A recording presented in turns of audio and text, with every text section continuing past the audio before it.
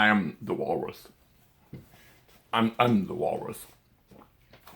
Okay, so here's where we left off on our last lecture. I said that there are more important and less important and more important things to say, to proclaim in polite society, and that at some point you may cross the line and be out of polite society if you say certain things. And that's what I'm saying. The most important things you can't say in polite society, because this is the most important. They're not the most important things, they're the most important things you cannot say. And a friend of mine said, well, wait a minute, how about intent?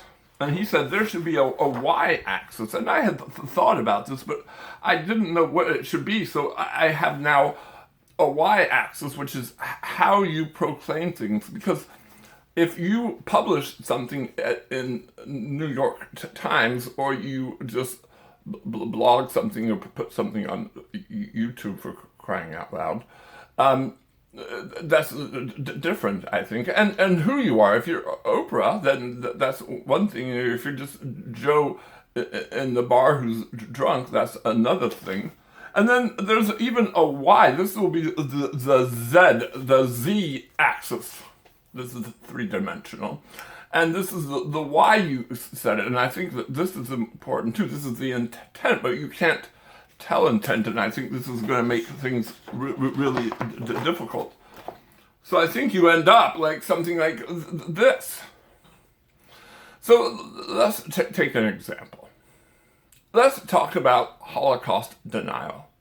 Someone said that there's no doubt that that person is out of polite society, and there's no debate. And I'll say, whoa, wait a minute. What if in my comedy routine I make a joke about being a Holocaust denier?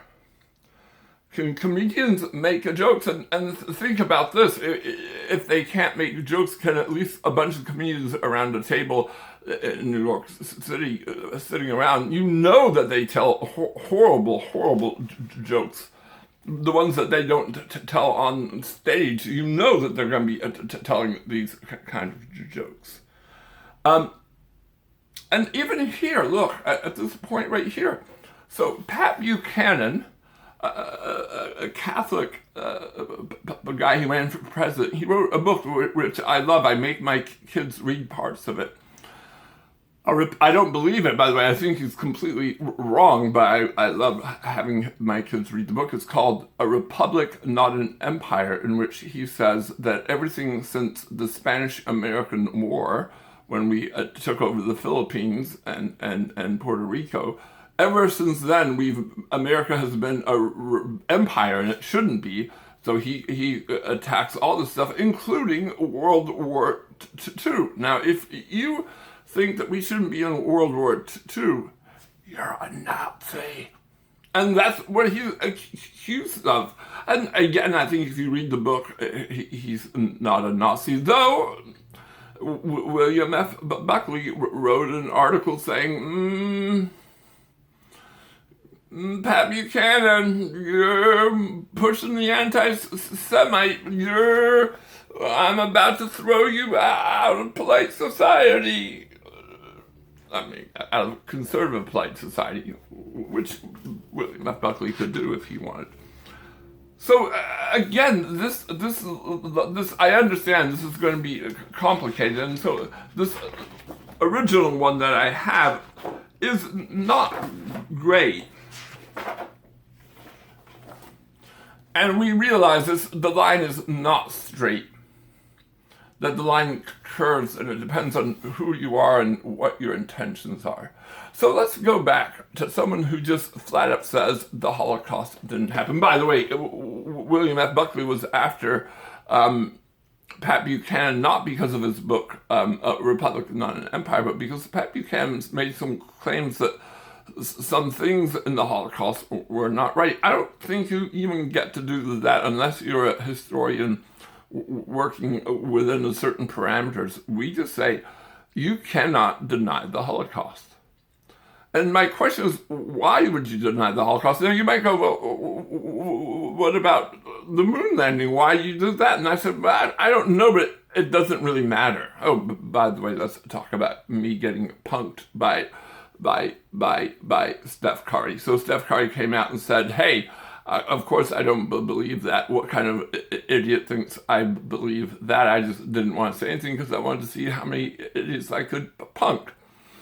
Okay, you got me, Steph Curry. I'm glad you said that. It doesn't really matter, by the way, what Steph Curry really believes. And this is the important part. It's not what you believe. Queen Elizabeth I said, we do not have windows into men's souls. We can't see what they believe. We need to see what they say. So if he says, of course I believe in that, I'm cool with him. And he says, hey kids, don't just believe everything athletes tell you. But it's important. And Sam said he's not sure it's important. The answer is, well, of course it's important. If you're the top paid athlete, not that you have any ideas about moon landing, or I don't know why we should listen to your political statements, but people do. People listen to Oprah Winfrey, for crying out loud. So, my question to you, you Holocaust denier, if someone came up to me and started denying the Holocaust, I'm like, okay, seriously, why are you denying the Holocaust? Because you could deny the moon landing or think that the world is flat because you're trolling me or punking me. But the Holocaust denier, no, what happens here, I'll tell you exactly what happens. You deny the Holocaust. You said the Holocaust never happened. And then you take Buchanan's position. So I'm not saying he's a Nazi or a Holocaust denier. But then you take his position that America should not have gone into World War II. Because World War II was simply a World War I being finished. We should never have gotten into World War I. I hope everyone is on board on that one. That was a terrible mistake on our part. England and France are evil. They're not. I love England, France, but England I love.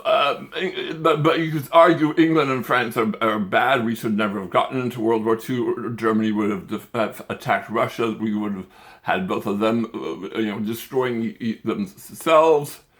And therefore, Nazis are okay. See, that's how it ends. It ends with Nazis are okay. And I'm always wondering, how can you hold up a swastika? I get so angry when I see people with swastika. I want to punch them in the face because they attacked my mother's village.